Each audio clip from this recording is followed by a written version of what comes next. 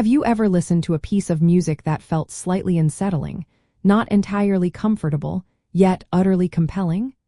Perhaps it was a chord that grated just a little, or a melody that seemed to pull in two directions at once.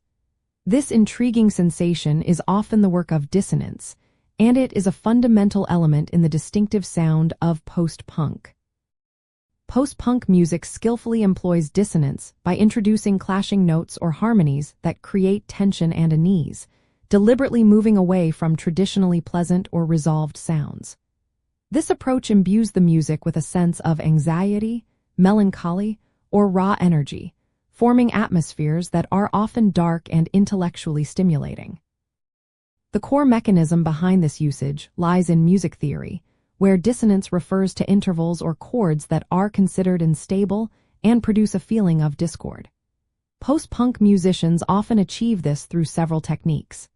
Guitars might feature open, ringing chords with added suspended seconds or ninths, or utilize feedback and unconventional tunings to generate abrasive textures.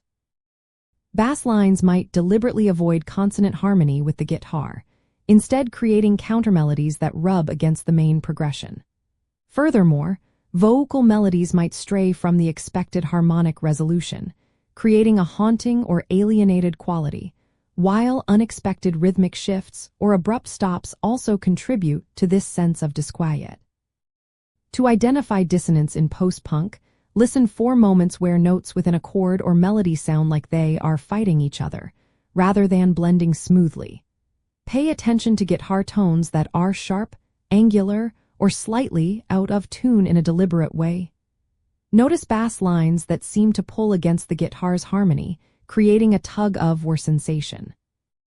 It is not about simply being loud or aggressive, but about a calculated tension in the interaction of musical elements that prevents a sense of easy resolution. One fascinating aspect is how post-punk often borrows from avant-garde and experimental music traditions, integrating techniques like atonality and polytonality into a rock framework. This means that sometimes multiple keys or complete absence of a central key can contribute to the unsettling quality.